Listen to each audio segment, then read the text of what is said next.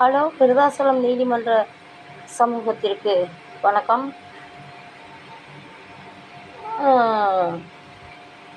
ஒரு வழக்கு 2016 பதிவு செய்யப்பட்டது. அதுக்கப்புறம் ஆய்வாளர் அதை தலைமறைவுன்னு அறிவிக்கிறாங்க. அதுக்கப்புறம் ஹைகோர்ட்டால் எடுத்து 2017 அந்த வழக்கை நீதிமன்றத்துக்கு எடுக்கிறோம். அந்த வழக்கில் நிறைய ஆதாரங்கள் இருக்குது. ஆனால் ஆய்வாளர் எல்லா ஆதாரங்களையும் மறைச்சி நீதிமன்றத்துக்கு காட்டாமல் ரொம்ப அறிவாளியாக ரொம்ப புத்திசாலியாக செயல்பட்டு ஆதாரங்களை அவங்க காட்டலைன்னா குற்றவாளிகள் யாரும் சிக்க மாட்டாங்க அப்படின்னு சொல்லி நீதிமன்றத்துக்கு எடுத்தாங்க. அப்போ சாட்சிகள்னு சொல்லி எங்கள் அம்மா சேர்த்தாங்க. எங்கள் அம்மாவுக்கு அப்போ ஒரு 72 வயசு இருக்கும்.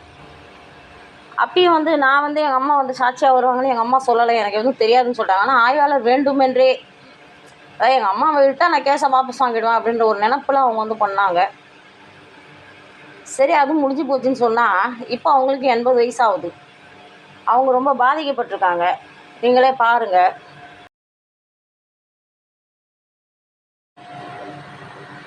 இவங்கள போயிட்டு நான் முந்தானத்து எங்கே வெளியில் போயிருந்தப்போ போலீஸ்காரங்க அவங்கள நாங்கள் உங்களை கூட்டிகிட்டு போகிறோம், நாங்கள் உங்களை தூக்கிட்டு போகிறோம்னு சொல்லியிருக்காங்க. பாருங்கள் அவங்கள. ஃப்ரெண்ட்ஸ், இங்கே பாருங்களேன். இவங்களே 4-5 நாளாக செத்து பொழைச்சி இப்போ தான் எந்திரிச்சிருக்கிறாங்க. ஃப்ரெண்ட்ஸ், இன்றைக்கி நான் வெளியில் போயிருந்தா அந்த நேரம் போலீஸ்காரங்க M1 ஸ்டேஷன்லேருந்து விமென் ஸ்டேஷன்லேருந்து கோர்ட்டு செக்ஷன் நீங்கள் அவசியமாக கோர்ட்டுக்கு வரணும் சாட்சி சொல்லுன்னு சொல்லி இவங்களை கட்டாயப்படுத்தியிருக்காங்க. இவங்க நான் வரல, எனக்கு உடம்பு முடியாதுன்னு சொன்னால் நாங்கள் கூட்டிகிட்டு போகிறோம், நாங்கள் தூக்கிட்டு போகிறோம் அப்படின்னு சொல்லிட்டு அவங்க சொல்லியிருக்காங்க. ஃப்ரெண்ட்ஸ், இன்றைக்கி சொல்லிட்டு போயிருக்காங்க. நான் வெளில போயிருந்தேன். நான் இன்னும் தானே கதை நடக்கிறது வேறு. இது தொடர்பாக நான் அப்புறம் சொல்கிறேன் உங்களுக்கு.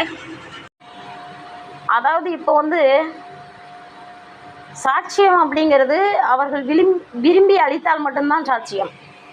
சரிங்களா? போலீஸ்காரங்க கட்டாயப்படுத்த முடியாது யாரையும் சாட்சி கொடுக்கணும்.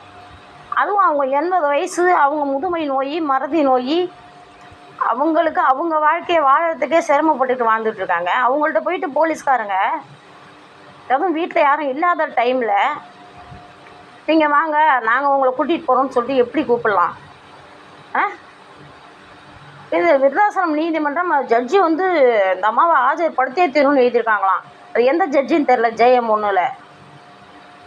இதெல்லாம் ரொம்ப தவறான நடவடிக்கைகளாக இருக்குது. இப்போ தான் எழுதணும், CM செல்லுக்கு எழுதணுன்ட்டு தான் இருக்கிறேன் நான்.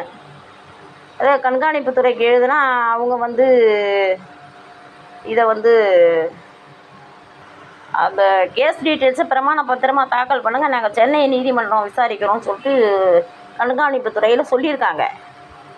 சரி, நம்ம இப்போ இங்கே ஜட்ஜ்மெண்ட் ஸ்டேஜில் இருக்குதே, இப்போ நம்ம அங்கே போகணுமான்னு சொல்லிட்டு நான் இதை பார்த்துக்கிட்டு நிற்கிறேன். தேவையில்லாமல் இவன் எதிரி இந்தமாரி போலீஸ்காரங்களெல்லாம் தூண்டி விடுறது வழக்கை நான் என்ன சொல்கிறேன், ஒருத்தன் நியாயமானவனாக இருந்தால் ஒருத்தன் வழக்கை உடனே முடிச்சுட்டு வெளியே வருவானா இல்லையா? மானங்கட்ட பயிலுவா. பண்ணுறது திருட்டுத்தனம், வேசி தொழில். இதில் சும்மா போலீஸை நோண்டி விடுறது, அவங்கள நோண்டி விடுறது, இவங்கள நோண்டி விடுறதுன்னு பண்ணிகிட்டு இருக்கானுவோ.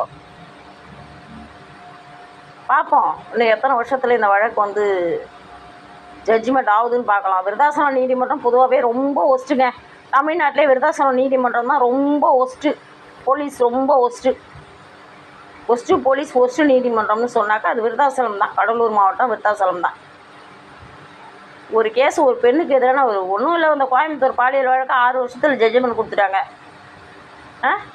8 வருஷம் முடிஞ்சு போச்சு. 9வது வருஷம் 2016லேருந்து 2025 நடக்குது. 26 வந்துச்சுன்னா 10 வருஷம்.